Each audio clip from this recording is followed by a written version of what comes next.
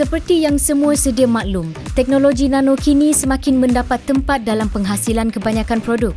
Antara produk yang tidak lari daripada menggunakan pendekatan teknologi nano ialah barang kosmetik.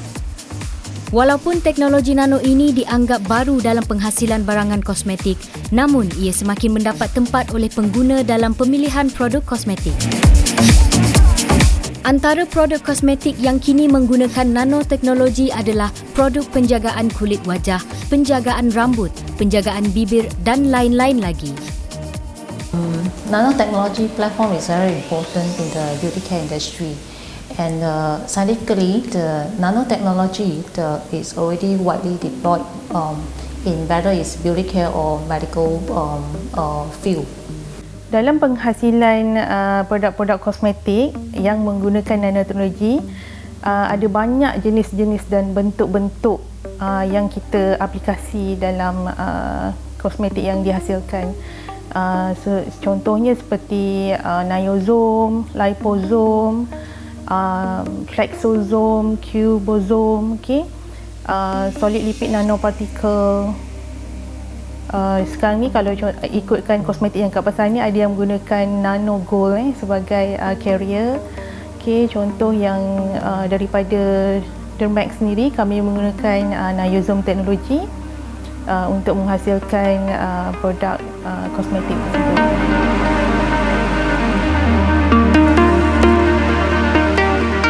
Bahan nano yang digunakan dalam barangan kosmetik dijadikan sebagai bahan penghantar kepada bahan aktif yang terdapat dalam produk kosmetik tersebut. Ia akan memaksimalkan penyerapan bahan aktif ke dalam kulit supaya lebih berkesan. Selain itu, bahan pengantar nano atau nano carrier dapat memastikan setiap bahan aktif itu akan sampai ke dalam lapisan kulit di kawasan yang tertentu. Antara bahan penghantar nano yang digunakan ialah liposome, niosome dan solid lipid nanoparticle. Nanotechnology carries an active with a particle size of less than 1,000 micron, which is the nano size. And therefore, this makes the product able to actually penetrate at a different level of the skin, depending on the function that we design for. So maksudnya kat sini, bila kita encapsulate bahan-bahan aktif tadi tu dengan nano carrier, so insyaAllah bahan-bahan ini akan selamat digunakan. Dia boleh, lagi satu, dia ada control release system yang mana bila kita apply dekat kulit kita, bahan-bahan tadi ni akan meresap masuk sampai dekat kita punya targeted area. Jadi dengan bantuan nano carrier tadi tu, bahan aktif tadi akan 100% delivered to the targeted area. So maknanya dia akan memberi dia akan meningkatkan lagi efficiency of the product lah. For example, kalau macam produk tu kata kita pakai produk biasa 2 bulan baru nampak improvement, tapi dengan menggunakan nanoteknologi ni, so mungkin dalam sebulan or maybe less than a month kan, boleh nampak dia punya kesan yang bagus lah untuk anti penuaan. Selain sebagai bahan penghantar kepada bahan aktif yang terdapat dalam produk kosmetik, bahan nano ini juga melindungi bahan-bahan aktif tersebut dari sudut keseimbangan, mengelakkan kesan buruk yang tidak sepatutnya terhadap kulit dan meningkatkan keberkesanan produk. Dari segi side effect, sebenarnya ia bergantung kepada kulit masing-masing. Contohnya lah, ada orang tak boleh makan udang kan, tapi tak semestinya udang tu tak bagus. Jadi kulit kita mempunyai karakter yang tersendiri. Saya bagi contoh lah, contohnya kalau kita gunakan vitamin C. So vitamin C is sangat-sangat bagus untuk anti-aging. For example, vitamin C, vitamin E dan sebagainya sangat bagus untuk anti-aging. So jadi bila kita gunakan nano carrier tadi ni, tak kisahlah niosome ke, flexosome ke, liposome, so dia akan encapsulate bahan aktif tersebut tadi dan dia akan penetrate masuk sampai dekat kita punya targeted area, which is kalau untuk anti-aging, for sure kita akan target kita punya fibroblast cell. So fibroblast ni dia punya location is in between epidermis dan juga dermis area lah. So, jadi bila kita encapsulate bahan aktif tadi tu dengan nano carrier, so dia akan terjamin. So maknanya bahan aktif tadi akan transported directly to the targeted area, which is bila dia sampai dekat situ dia akan release. So tadi dia control, and then bila sampai dekat targeted area dia akan release semua bahan aktif tadi tu kepada targeted cell lah. So yang kalau untuk dalam konteks ni kita akan target fibroblast. Fibroblast sebab dia punya fungsi dia membantu kulit kita untuk stimulate collagen synthesis, menghasilkan collagen synthesis dekat dalam skin. Dr. Mariani yang mengasaskan Dermat telah mula memasarkan produknya sejak 2014. Kajian beliau terhadap nanoteknologi telah mengambil masa 7 tahun bermula dari beliau berada di peringkat PhD.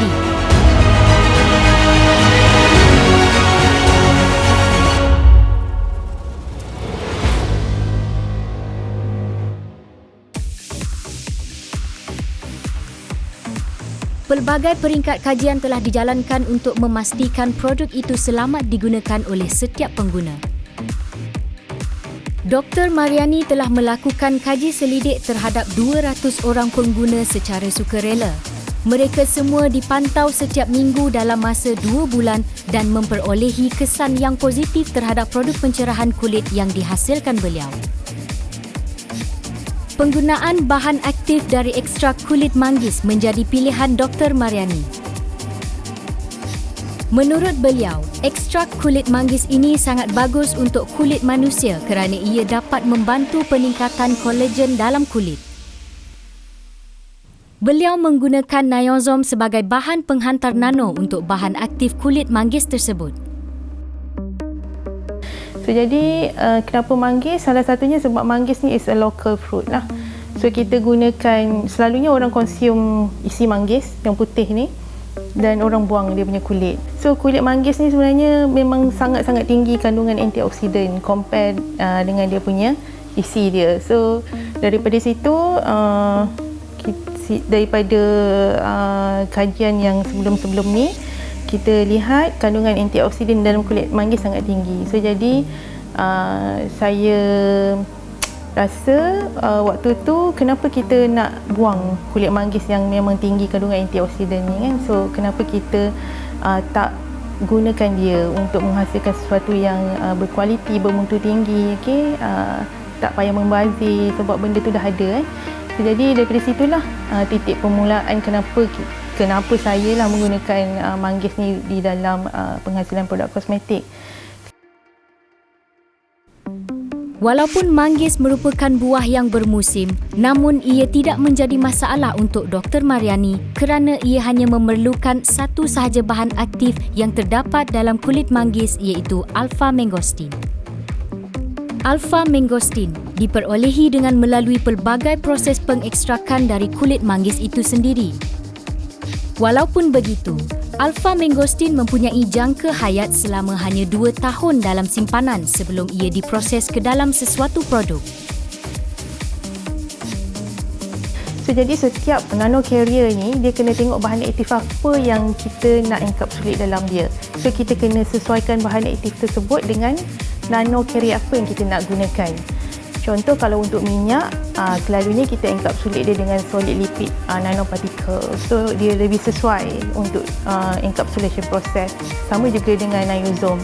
So dia ada biodegradable surfactant yang kita gunakan untuk memastikan yang nano carrier ni selamat digunakan dan tidak toksik. So jadi pemilihan surfactant juga sangat penting lah untuk memastikan tahap keselamatan nano carrier yang kita gunakan.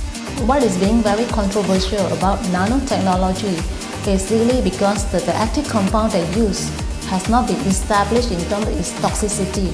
So it's not about nanotechnology platform, but it's about the active compound we riding on the nanotechnology platform has to be established its toxicity in terms of safety for use. Therefore, there are many manufacturer who has not so-called irresponsible manufacturer who have not established this part of the safety before they incorporate into the nanotechnology for use. Based on internal WIPRO standard, all the ingredients that we write on nanotechnology platform, it has been safely tested. It has been tested based on the very high safety profile in accordance with European Union guidelines. Bahan nano yang kini amat popular ialah grafin. Grafin juga telah dihasilkan dan diaplikasikan kepada pelbagai aplikasi produk. Yang terkini, para penyelidik telah menemui satu kajian baru dengan menghasilkan grafin quantum dot (GQD) atau titik kuantum grafin. Titik kuantum grafin ini mempunyai permintaan yang tinggi di pasaran nanoteknologi. Ada kalanya orang mengatakan grafin ini berbahaya, tapi saya ingin tekankan di sini bahawa grafin sebenarnya tidak bahaya. Contoh grafin pada kehidupan seharian kita boleh dapati pada benda yang ringkas, iaitu pensel. Pada ujung mata pensel ini ada terdiri beberapa lapisan grafin yang bentuk grafit. Jadi apabila kita mula menulis, pergeseran antara mata pensel dengan kertas akan menghasilkan satu lapisan hitam yang boleh dipanggil sebagai grafin. Tetapi untuk bintik kuantum grafin, saiz grafin tadi dipecahkan lagi melalui kaedah sintesis kepada saiz 2 hingga 10 nanometer. Titik kuantum grafin (GQD) telah menarik minat para penyelidik sejak beberapa tahun kebelakangan ini. Ini kerana titik kuantum grafin berpotensi untuk diaplikasikan ke dalam bidang bioperubatan kerana sifat photoluminescence yang tersendiri, sifat fiziko-kimia yang luar biasa, photostability yang tinggi, biocompatibility yang baik dan saiznya yang kecil.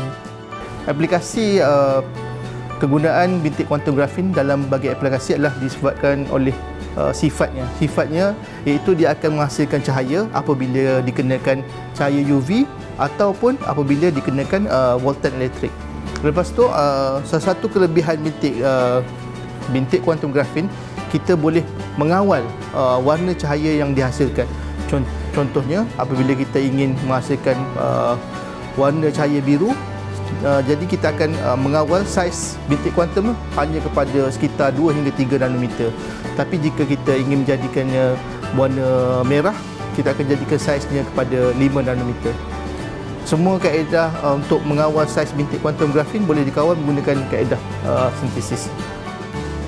Aplikasi yang paling mudah untuk titik kuantum grafin buat masa ini ialah sebagai pewarna tambahan kepada produk-produk sedia ada seperti cat dan pewarna kosmetik. Sebenarnya kalau kosmetik, kita tak nak wajah kita ni jadi putih ataupun sebagainya. Tapi kita lebih gemarkan wajah kita menjadi seperti bercahaya, shining. Macam produk sekarang yang bila kita tengok apabila dikenakan bahan kosmetik, kita boleh tengok muka seorang macam bercahaya, tapi kebanyakan bahan itu menggunakan sebatang plumbum yang jauh lebih bahaya daripada grafin. Cuma buat masa sekarang, kami masih perlukan masa untuk menghasilkan bintik kuantum grafin yang boleh bertindak balas dengan cahaya biasa. So jadi apabila dia make up berasaskan bintik kuantum grafin dikenakan, pengguna akan dapat lihat kesannya serta-merta. Sebab sekarang kan kita terpaksa pakai lampu UV. Sebabnya kalau macam cahaya biasa macam ni pun sebenarnya masih ada sinar UV tu. Cuma sinar UV tu dia keamatan dia rendah. Tidak cukup untuk kita lihat dengan mata kasar cahaya daripada bintik kuantum grafin itu sendiri.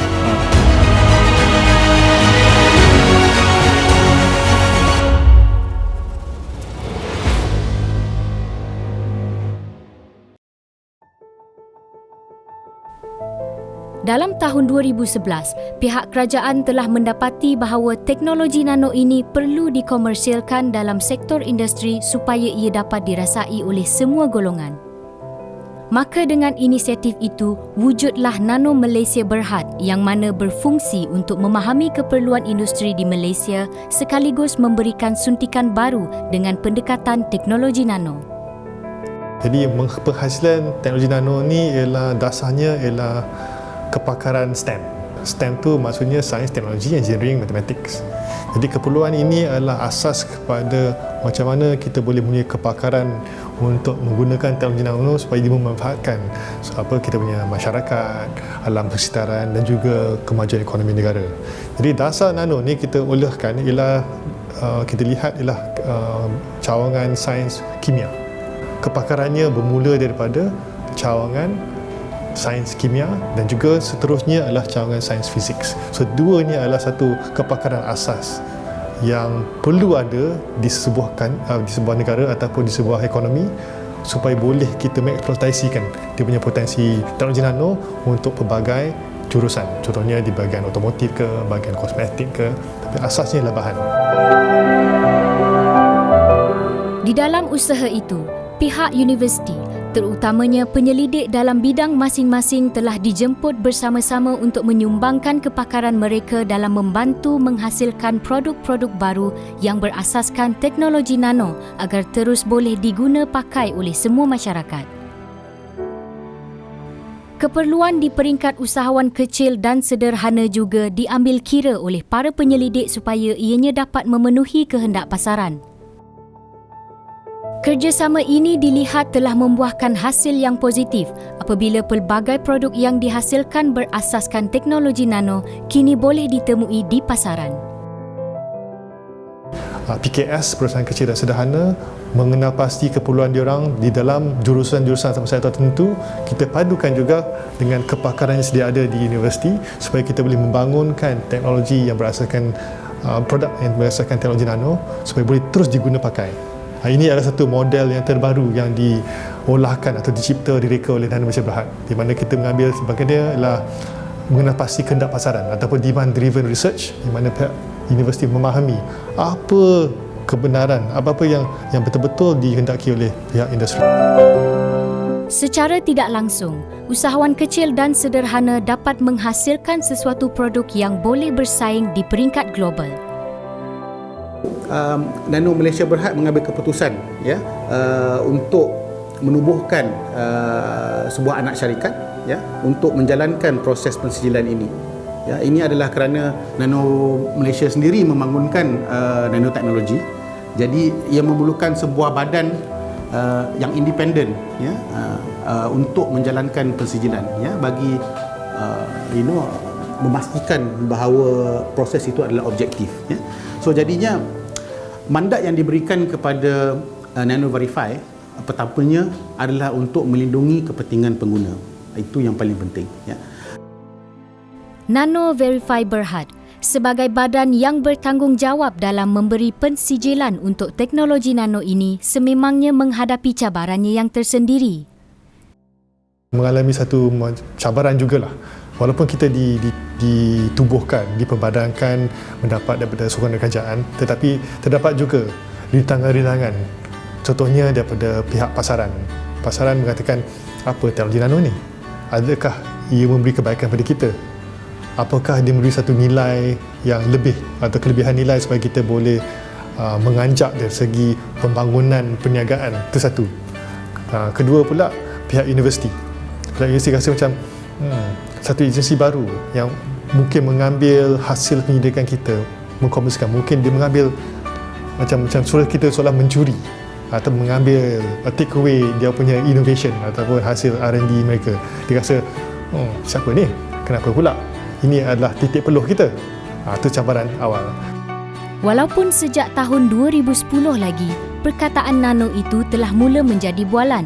Namun, bagi masyarakat Malaysia, ianya masih baru dan ramai lagi yang masih belum begitu tahu dengan teknologi nano itu. Ramai pembuat menggunakan perkataan nano ini sebagai marketing gimmick. Dalam proses pensijilan kami juga telah menemui beberapa syarikat yang tidak menggunakan teknologi nano tetapi menyatakan menggunakan nama nano bagi produk mereka. Semestinya niat mereka hanyalah untuk menarik perhatian konsumer. Untuk memberikan kesedaran tidak kira kepada pengeluar mahupun pengguna, pihak Nano Malaysia telah mengadakan program-program kesedaran terhadap teknologi nano ini. Pihak Nano Verify mengadakan program advokasi untuk memberitahu masyarakat. Yang pertama, terdapat banyak produk nanoteknologi di pasaran. Sebagai contoh, sekarang ada lebih 600. Ia dapat mendidik masyarakat tentang kemajuan teknologi nano yang telah digunakan dalam hampir 600 jenis produk yang kini berada di pasaran. Dari jumlah itu, kebanyakan produk yang dihasilkan dengan menggunakan teknologi nano adalah dari kategori produk kecantikan atau kosmetik.